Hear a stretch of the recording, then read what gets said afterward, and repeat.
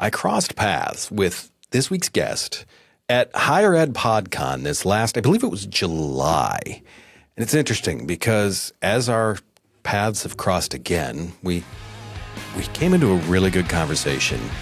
Greg works for RSS.com.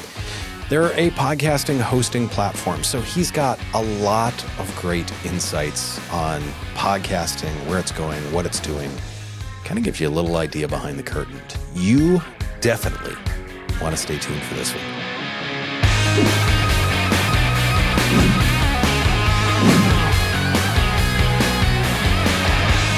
So, Greg, you spent years, not that many years, but you spent a few years in traditional like media, high pressure stuff, not always the relationship thing. A lot of it was kind of get him in, get him out. I understand that.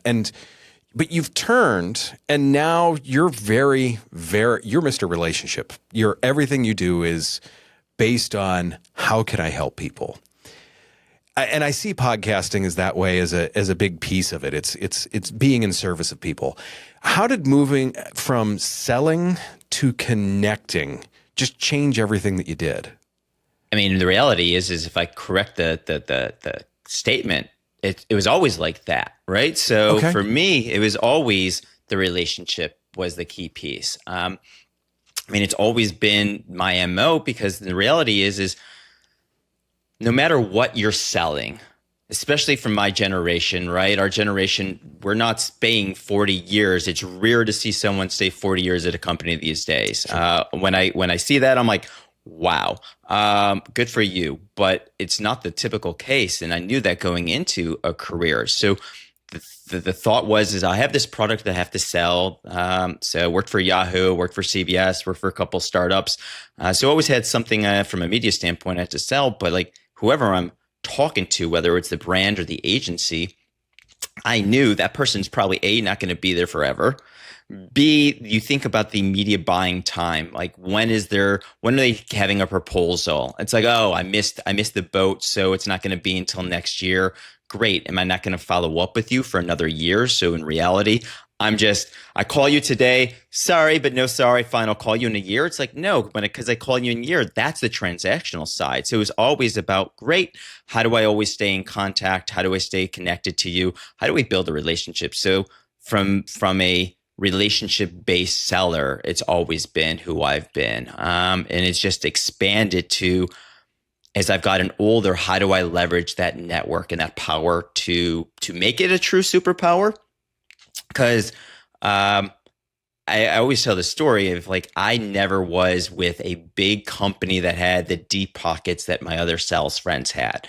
So if they're doing the Gene parties or buying you tickets to the Super Bowl, whatever it may be, right? Like they had the deep pockets because they understood what you were going to spend, and that's what the company's willing to do. So for me, it was always relationships. I had no choice to go, look, you're going to buy from me because you like me, because what I have to offer is there, and you trust that what I'm going to do is truthful, and I'm backing that up. So that has always been how I've sold and acted. I love that because that to me, it plays because you went from that media side, and podcasting is very, very relational. There's the relationship with the guest. There's the relationship with the audience. So to me, I haven't given people much background. You work for RSS.com. What is it? And I love the title. I'm going to let you reveal your title. What is your title and what is it you do with RSS.com? So the title is Head of Relationships. And it turned into, I was at a previous company. And so what we figured I was going to do was X, Y, and Z. Then X, Y, and Z became more letters. I'm like, you guys, there's just too many things I'm doing here. And so we boiled it down. It's like, what is my role? Your relationships. Great title, Head of Relationships. It sounds amazing. It sounds perfect for what I do. And now I think that's just the title I'm going to go with for everything, right? My company is Time and Relationships LLC. I'm Head of Relationships for RSS.com. Everything for me is life is about time and relationships. And so what I get to do with RSS.com for anyone listening, watching, right? RSS.com is a podcast hosting company. We're one of the largest ones out there. So I always describe it just like you need to have your website hosted on GoDaddy, Squarespace, whatever it is, and then you consume that you consume that website on Chrome, Safari. Same concept with your podcast. It has to be hosted somewhere. RSS.com is the host, and then you consume it on your Apples or whatever other platform it may be. And so for me, I get to do anything that's not building. It's a relationship. So you do not want me technical. You do not want me coming to you going like, we were talking in the green room before this, right? Like whatever you have to do to unplug. I'm like, yeah, the tech side, I couldn't tell you a single thing. Coding, I know AI allows you to do that now. Not my shtick. I like to talk. And so it's how do I help our customers? How do I bring them together and create an environment where they can learn, they can grow, they can connect with each other? How do I work with people like yourself and on the production side and go, all right, how do I learn what you're doing, who you're talking to, whether it's a service provider or it's a service that we don't provide at rss.com. We do the monetization, we do the hosting, we do so many things, but we're not everything. So I still got to go work with those other companies and say, if you need to record, like right now we're recording over Riverside, we don't do recording. So how do I work with a Riverside or what we do? We're working with Allo2 as the recording platform. So it's how do we create those partnerships and create those relationships to bring value to and in reality, to the creator, to the listener, and to the companies involved. Wow. The funny thing is I know that's not rehearsed, but what a great way to say that. And I love that.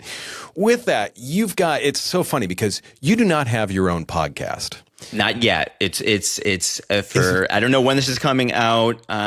Probably this will come out before mine does, but I mean, you're the first. Anyone that's listening, you don't see it, but anyone that's watching, if we do this video, I'm working on the video setup for my actual first podcast. So yeah. Oh, I am excited for this because the experience you bring. Yeah, that's the fun part. As the industry, and you're an industry insider, you're working on the back end of things. You're talking to a bunch of people in the industry. On top of, you've been a guest on it. The number that I saw was over 100 podcasts. So this is not your first rodeo. The head nod of like, okay, that's fair. No, I always say I'm an outsider, but I'm an insider, but I'm truly an outsider until 2026 when I will actually join the ranks of everyone else and become a podcaster. Because everyone's been asking, when are you going to have your own podcast? And I'll finally have one. I figured you were annoyed with getting that question so often, so I wasn't going to ask it. But the question that I kind of want to ask is, there's a lot of businesses and there's a lot of podcasters that they're going flat. I mean, they get their mom watches, their mom listens, 2 or 3 of their friends listen, and then it stays.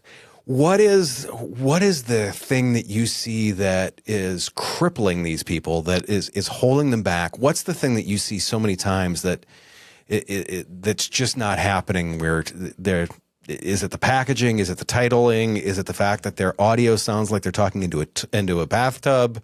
What are some of the things that you see that's holding them back? Can I say yes, yes, yes, and yes? Right? Yes, by all means. I think the number one, if we instill it down to like the first thing, I would say strategy.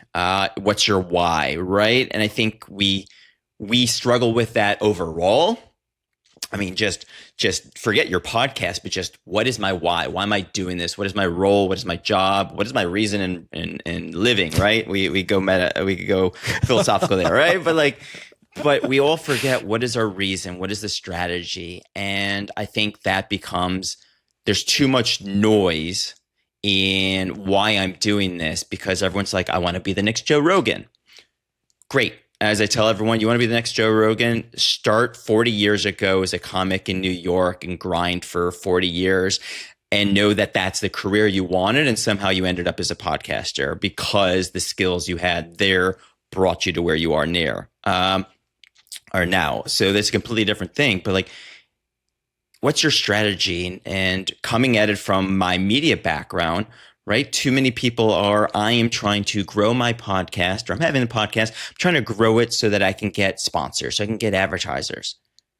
And the reality is that is a completely different business strategy, a reason why, than I'm using this to build my know, like, and trust. I'm using this to get into rooms. I'm using this to get a new job, whatever, further my career. There's so many other reasons to have a podcast than it would be nice if someone paid me with media dollars and I was able to promote that on my show night and day. And so I say yes, yes, and yes, because then it's the titles and descriptions. It is the quality of the audio. It is being a good host, which is incredibly tough. Back to this, your point of, I'm about to have my first show, so I'm going to have to go sit in your shoes. It's easy as a guest to go, give me what you have to ask me, and I'll ramble. I don't come prepared. Now I'm going to actually have to be a host and be prepared and figure out what is the story I'm going to tell, what is the strategy, as opposed to, you know what, we're just going to wing it for the next hour. And that's what a lot of people do. They're like, I want to bring people on. We'll just talk. But like, no one wants to be on a fly in the wall and just listen to two people having a conversation, which is why I'm a big fan of breaking the fourth wall. Why I keep saying, like, anyone that's listening and watching, like, I'm bringing in for you. I'm trying to act as you, because that is what we forget to do a lot of the time. It's funny you say that. We so often, and even in the class that I teach, we talk about the prep. And your podcast turns out as much as the prep work you put into it. The painting a room example is the one that I use all the time, that anyone that's painted the room, you know how good that room turns out is dictated by the prep work. If you take the switch plates off, if you tape everything off, if you wash the walls, if you cut it in, the room's going to look nice, even if you don't use the best paint. If you walk into the room, pop the lid off, and spin with the can, well, it's probably not going to look all that great. I would probably do the second one just because of the fact I hate painting rooms, but that's a whole nother sport.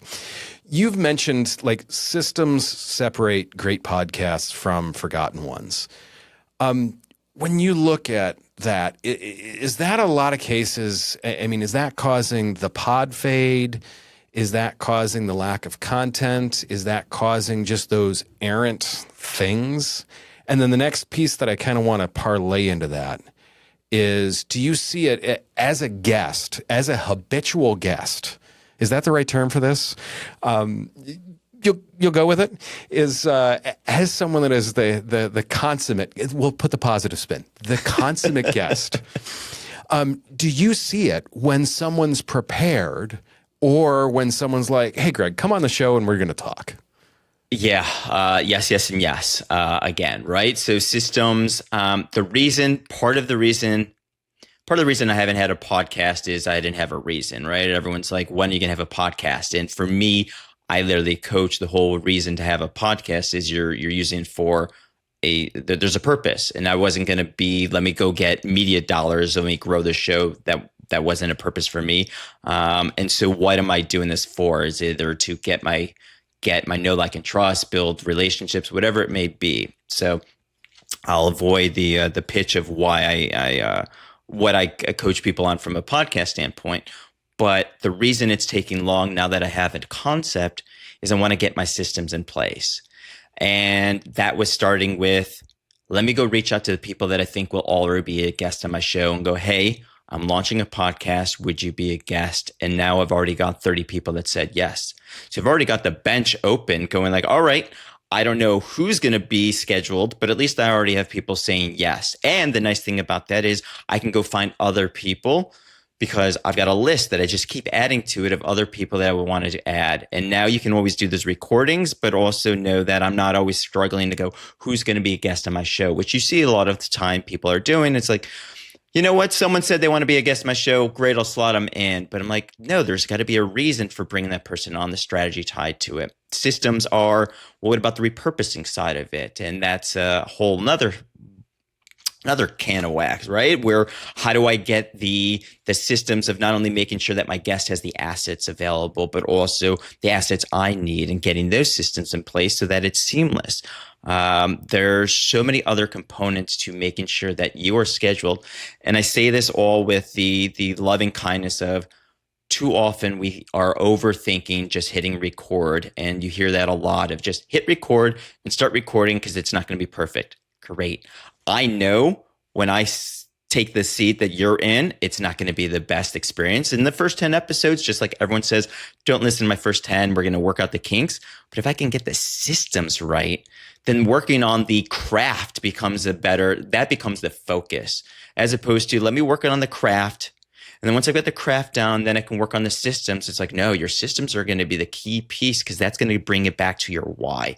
What is the reason I'm doing this? And if I know the systems are leading me towards that why, then I can work on that craft and improve it from there. And so I think that kind of answers the overall question there. Yeah, for sure. It's interesting to me because it brings up, I'm an analogy guy, all about the analogies. And what I thought of is a bicycle. No more house paintings. I have a bike. Great. I got bikes. Good. Bicycle. That's where I'm going to, is a bicycle. I think of like all the systems on the bicycle.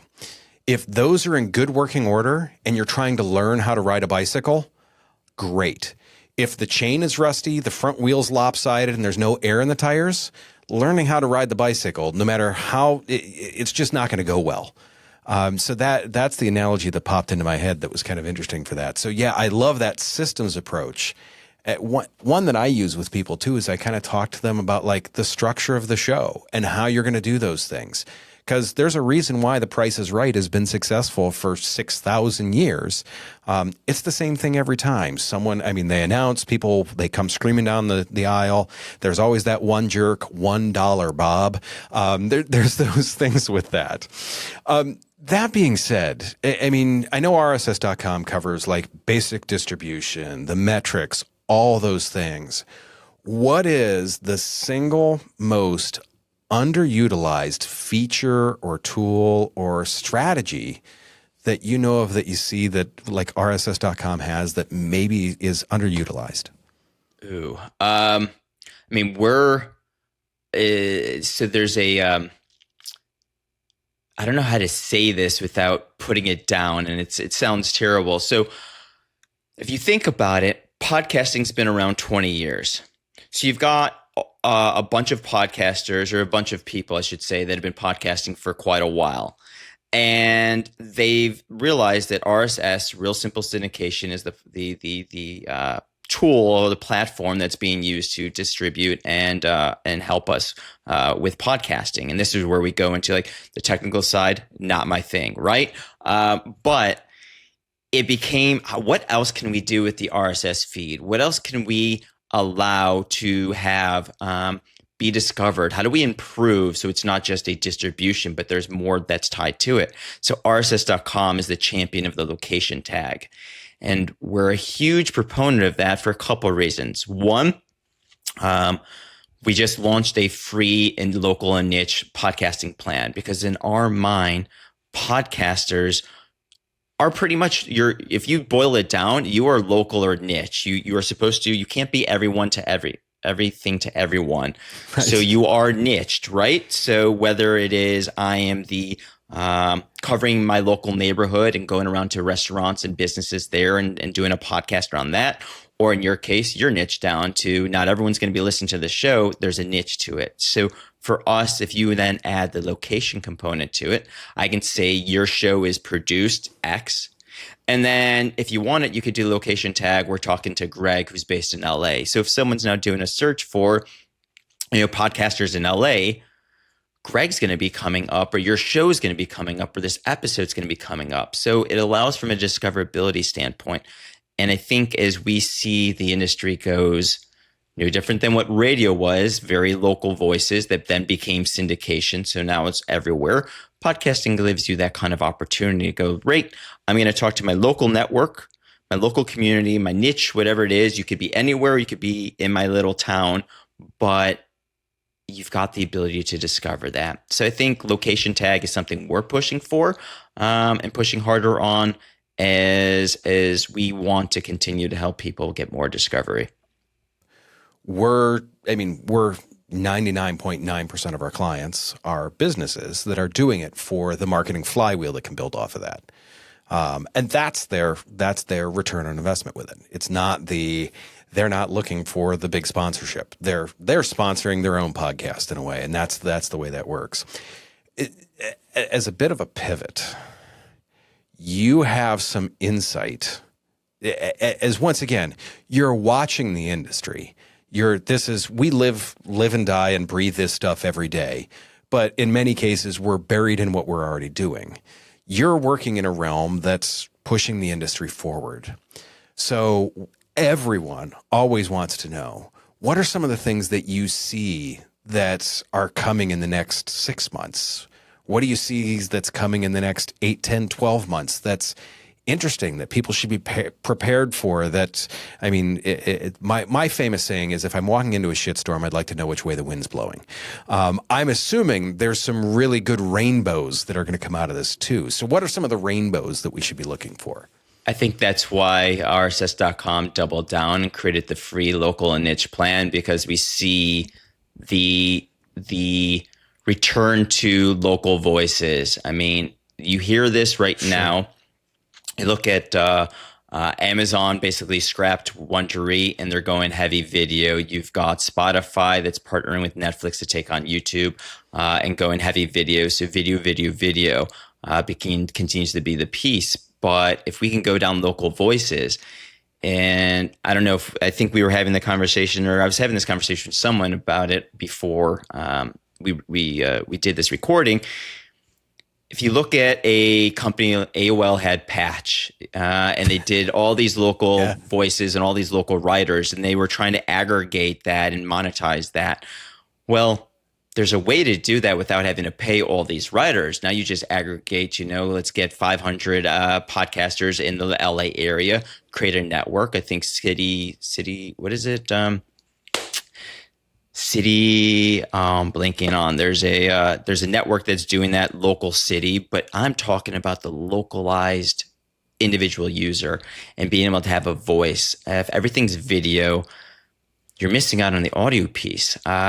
One thing I keep saying is, if anyone's watching, right? So I'm going to show my hands, but you've got 3 things on one hand. So you've got someone saying, I listen to too much music, I read too many books, and I listen to too many podcasts. You don't hear anyone saying any of those 3 things. If you said to me, Greg, I listened to 10 hours of music this weekend, I'm going to be like, that's amazing. Let's talk about bands. Like, no one's going to go like, you probably should have done something else, right? But on your other hand here, you have, I scroll too much. I'm on social media. I'm on my phone too much. I'm scrolling social media too much. I watch too much TV. I watch too much news. And this last one is a little difficult, but I watch too much sports. And the one reason I say that's a little difficult is because it's live, right? So like live sports, but it's like, yeah, I sat all weekend and watched the NFL and college football. There's probably you should probably be doing something else. I guess the 6th one, if I think about it, video games. I play too many video games, right? So like we all complain about those 6 things that are too much, but they're all video based and it's all attention. They're all owned in a sense by media companies.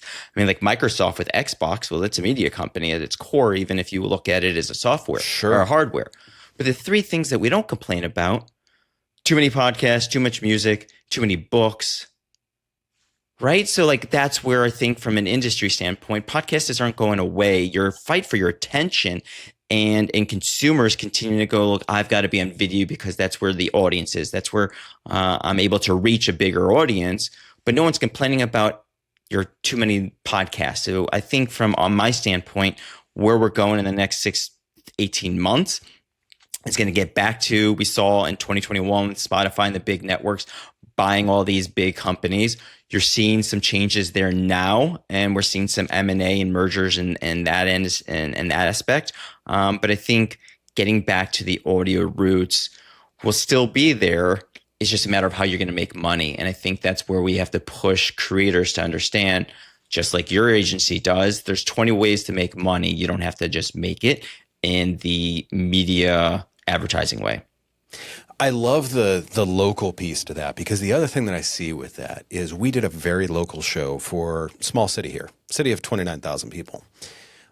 It was very easy to go to the local grocery store and meat market and say, hey, we're talking to 600 people that are in, like, this is your exact target audience. You're not going to get any more targeted than this. These people only care about this city. Do you want to sponsor that? And they were like, yeah, we'll write a check. That to me, going that local roots, because that to me, I see that in so many cases too. Like when you look at the things going on, no matter which side of the table you're on in politics and government, there's so many national things right now that most people don't like. You don't have much of an effect on that, but you can have a huge effect locally. So I love the fact that you guys are doubling down on that local piece and encouraging that, because that to me, it's that niche and it's that thing that's going to get neighborhoods talking. And it's that thing that, I mean, it's going to build these communities that I feel like, because we're scrolling so much, because we're watching these big video creators, because we're watching these big platforms, we've lost that sense of local community. So I absolutely love that. The other piece this is the thing that I truly love about podcasting too, is it's you can be doing other things. I can be going for a jog. I can be walking the dog. I'm probably not. If you see me jogging, run also, because someone with a weapon is chasing me. But you can be doing other things. You can be working in the garden. You could be doing all these other things while having the podcast going, so you can learn and do those other things with it. The other thing that I like about podcasting too is it's an intimate thing, and how often do you invite? Like you don't invite strangers into your car. But in your car, you've got a podcast, and you've invited these strangers into your car. The other thing, and this is where it gets super awkward for people, is I'm like, you have literally inserted these people in your ears. Like right now, you have inserted me in your ear, which is creepy as hell to say, but it's a closeness to it. It's an intimate thing. It's really cool that it builds those relationships and builds those things that way. It's what the parasocial connection is the big buzzword that seems to be going around. Our founder Alberto did a whole talk about it, and part of his research on it. But yeah, that's literally it. How do I have? And it goes back to relationships, which is also what I love about this. It's like, hold on, are we maximizing the relationship? Are we maximizing that connection of this person in my ears beyond just how do I make money with advertising? How do I make money with a sponsorship? There's so much more that comes to it. A quick question for you. The thing that I have noticed when I sit down across the table from someone and I ask intentional questions, I feel closer to that person. Do you get that too when you're on as a guest? It's funny. Yes. I mean, so the answer to your question is yes. And what I was going to say is what I love working about podcasting is even when we're not on camera and we're not recording, I'll have a conversation with someone. They're like, I'm going to just be blunt with you. And I'm like, that's what I love about podcasting. You have to be who you are. What you're going to say to me right now is probably what you would say most likely if you were going to record this, because that's who you are. Maybe you'd be like, I don't want to go on record and do that. But for the most part, the connection, the relationship I'm able to build because of podcasting has taken my relationship, a business, but relationship component to a whole nother level because, and I think also COVID impacted that, right? Sure. Like we're recording, you're in an office, I'm here at home in a makeshift studio, but like I'm now entering you. If anyone's watching, you're now in my home. So not only are you watching my home, but you're also meeting me and the sound of my voice. So it's created that I want to be authentic, which is an overused word, but at the same time, like this is who I am. And I've come to realize that. So the questions you ask, I'm like, yes, ask me what you want. I'm an open book, and I'll have as Brene Brown says, we all go through it. We'll have the vulnerability hangover afterwards, going like, I can't believe I shared that publicly. I can't believe I opened up. And then you realize like that is also the joys about having a podcast and being out there, because now you have no clue who's going to come back to you. It's the greatest gift I can get. If anyone does this, please. The greatest gift is someone then follows me on LinkedIn and said, I heard you on Josh's show. And whatever it is I said, it connected with And I will then take a screenshot. I'll send it to Josh and go, Josh, here's a person you probably didn't know that was listening to your show besides your mother. And here's at least someone you can know, because as a host, as a guest, we don't know who's listening. That's the biggest thing. We are just two people right now talking, and you are in a sense a fly in the wall that I'm trying to bring you in here, but I don't know who you are. So the connection that you and I get to create, and for anyone else to listen, is just a powerful, special thing. Sure. I love that. And it's, I'm going to go back to like the authenticity piece. Yes, overused. But the other thing that I really want to say with that is, in the short time that I've known you, you would not be good being someone else. You do good as yourself. I think you would be a terrible someone else. So I'm glad you pretend to be you when you're you. It works well for you. Now that we have everyone thoroughly confused, probably including yourself, there's a question that I always like to ask of anyone in the industry, anyone that does podcasting or anything like that. If you could give one piece of advice to anyone that's wherever in their podcasting journey, especially though towards the beginning when they're like, I don't know if I want to do this, or they just started and they're like, okay, I think I'm doing this. What's that one piece of advice? Have a strategy. I'll go back to it. Go back to what's the reason? What's your why? Always have that as your North Star, right? And it's okay to have your strategy change, right? Every 6 months, check in. A, am I still on the North Star course? B, is my course changing? And if that's okay, then great. Figure out if my new strategy, my new North Star is X and I was before Y. How do I bring my listener along with me and know that it is okay to make that pivot? I see that a lot. Podcasters, creators as a whole have been doing it for years. And like, my show was originally this, but I've outgrown that. And so I'm going to change. I'm going to rename the show. It's still me, but there's still something different. And I know I will lose people because of that, but I'll also gain new people because I'm in a different part of my life or turn part of this journey. So I think the biggest one is have a strategy, check in with yourself, and be honest with what you're doing. I love that. And for me, it's that strategy. You have no idea if you're getting pod creep if you didn't know where the hell you were going to begin with. You have no idea if you're getting off course. So yes, have that strategy. Know where the heck you're going.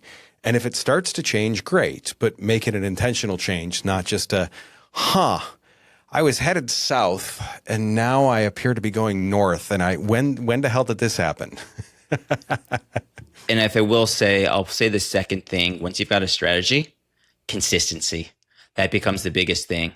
Unless you are I'm just doing an 8-episode, mini series, or a short little, that's it, I'm done, and it's highly produced or whatever it may be. Consistency is key, because every one of us that is following a leader right now is a leader for the most part because they've been doing it for quite a while, and they've overcome the fades of everyone else. I mean, everyone talks about how many podcasts there are. There's millions of podcasts, but there's only 400,000 active podcasts. And we think about how many don't make it past 10 episodes. They don't make it past 10 episodes because they faded out, because they didn't have a strategy. They didn't have a reason why. And they got discouraged of, I'm not getting downloads. I'm trying to do everything I can, but it's not growing. And the reality is it takes time. Analogy, since you like analogies, the analogy that I came up with the other day was, you said, how many people are in your town? There was about 29,000 in this one. 29,000? So take a small town, 29,000. It's still technically big, but you're small enough to go like, I probably know everyone here, right? Like, Sally's dated every person in the town because it's so small, right? And so we could think about that one. But if you go to a bigger city, like I live in Los Angeles, my building, my apartment complex, I don't know, 130 units, so call it 200 people. I could have my best friend in this apartment complex and never run into him because our paths just never crossed. And the same concept comes for your podcast. If you quit before you've actually continued to reach out to everyone, to meet everyone, to get your message out there, then you may be quitting before you've actually found your people. No different than dating. If we want to go down the dating route, it's like there's 8 billion people out here. There's got to be not the right person, but there's got to be a person for you, and you just haven't found that person because you may say you're everywhere, but you actually aren't everywhere. You aren't asking everyone, hey, my friends, can you guys go help me find a person? So do the work. And so the consistency becomes the big piece that a lot of podcasters are missing out. And then they're getting discouraged that I'm not growing because they're also not putting the work to help themselves grow, and understanding growth will take time. Finding the right people will take time. Uncovering the stones will take time.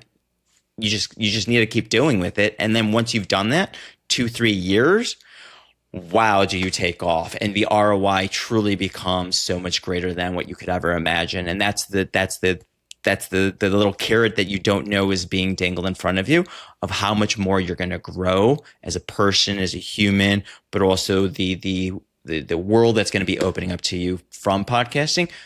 None of us know, but I can just tell you it's there. The analogy you made about the paths never crossing, and just needing the time for those paths to eventually cross, that to me is pure brilliance. I absolutely love that. That being said, how could, and how would you like people to get a hold of you, find you, and support what you're doing with RSS.com and support podcasting? So I'm the standard do as I say, not as I do kind of person, which is fun, right?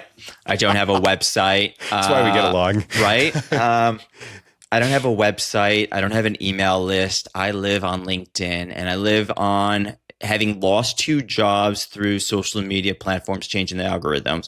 I understand it's kind of the irony of that, but like, I don't look for downloads. I don't look for engagement. I don't look for views, but like, I live authentically on LinkedIn, but not only from who I am, but the connections. Like, I don't care if I've got 10,000 followers. I want to know who the 8,000 connections I've got are, so that on Mondays when I'm posting about podcast, I'm able to go ahead and create the connections there. On Tuesdays when I'm trying to help people find jobs, I'm able to tag the people in my network, going like, what's the point of a network if you can't use it? So please, you will find me on LinkedIn. That's the best place. If you are looking at RSS.com as a hosting company, I run our community. I do a lot of the work there, so you'll probably engage with me, and I would love to bring you in and educate you there. So yeah, that's probably the best place to look for me. Wonderful. I greatly appreciate the time today. There's a lot of great lessons and nuggets that, to me, I've pulled even from this, in terms of like the paths crossing. That my mind's still like blazing from that one, and I'll probably need 30 minutes to recover from this. I really want to thank you for coming on this show today. I greatly appreciate it.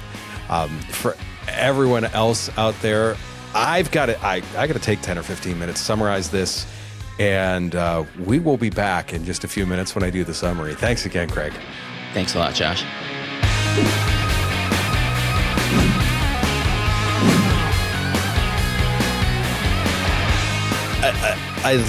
To me, the thing that, like I said, my brain's still melted down here. The thing that stuck with me the most is that putting in the work. And we see that even when people start out, there's these small rewards. And like putting in that work and that effort for those small rewards. And as Greg said, you kind of hit that 2.5-3 year mark. That's where things really start to get traction. But you have to put in that work up front. So many people, I see them buying likes, or they're buying views, or they're buying those items. And it's trying to buy that visibility. And it just doesn't work that well. It really is. It's about putting in that work, putting in that effort. And it's not that if your only goal is that visibility, then it's going to be very tough.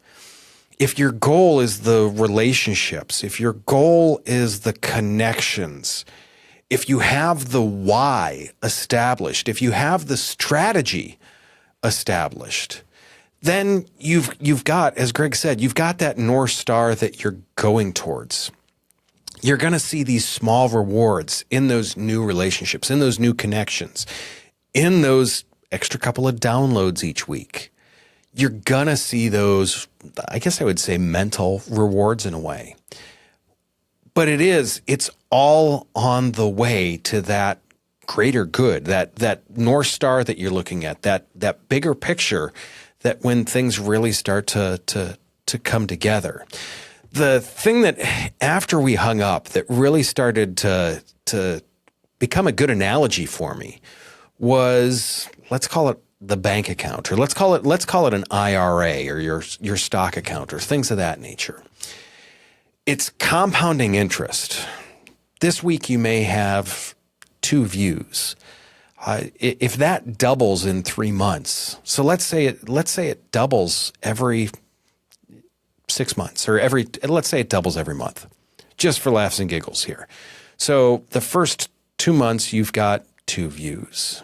In another couple of months, you got 4. In another couple, you got 8. This still sounds really kind of crappy, right? Well, in another couple, you got 16. In another couple, you've got 32. In another couple, you've got 64. Very quickly, you start to see that compounding interest. Doubling is big numbers now. Doubling from 2 to 4, you're like, whatever, that's a fluke. It could be 2 people clicked on the wrong podcast. That could be the jump from 2 to 4. I get it. And I've seen it happen with podcasts. But it really is. It's that long-standing consistency. If you deposit $25 a week in the bank, for the first year and a half, you look at this and you're like, what am I doing? This hasn't added up. But after a few years and after a little bit of that interest adds on, suddenly that starts to become a pretty big number. And those numbers are what can become pretty effective when it comes to your marketing. In many ways, we're helping you build that content that's going to get you the blog post, that's going to get you the email, that's going to get you those scrollable clips that you're going to see on Instagram, that you're going to see on TikTok, that you're going to get discovered in some of those other areas. And those don't always necessarily translate to podcast views, but at least there's some visibility there to get you by in the meantime. While you build that podcast, another great analogy for that is going to the gym. It takes a while to really start to build that muscle. But once it starts to build, you start to see that it just starts to take off and it starts to take on a life of its own. But it takes that consistency to do that. You can't show up to the gym 1 week, skip 3 weeks, then show up 4 more times. That's not how that works. You've got to make that consistent effort. It's one of the things that I absolutely loved about that conversation. The other one is Greg is phenomenal with the relationships. We had a pre-call a couple of weeks back just to talk, make sure he's going to be a fit for the podcast and what we were going to talk about. In that conversation, he's like, hey, I know someone in Cleveland I should connect you with. I think you guys get along great. You two should talk. Just out of the blue, he's just looking to help. He's looking to connect people. It's that helpfulness. It's that willingness to share. It's that willingness to spend his time talking on the podcast. It's that giving mentality. It's that giving mindset that just truly makes him valuable. And that's what can make your podcast valuable. Have that giving mindset. Give out that information. Help facilitate, if you have guests on, help facilitate that information. That's what we're going for with this. That all being said, I appreciate you coming along for the ride. This was a conversation that I've been looking forward to for quite some time because we've had this on the calendar for a little while. Do me a favor, like, subscribe. If you think someone would find this interesting, by all means, do me a favor, send it to them. Let me know you did. Would be happy to hear it. The other thing is, go to Greg's LinkedIn, connect with him. Just an incredibly, incredibly valuable resource to have. Do yourself a favor when you connect with him. See how you can be a resource to him. You're going to be amazed at how that makes that relationship work. That all being said, do me a favor. take care of yourself. You can't take care of someone else too. I will see you very, very soon.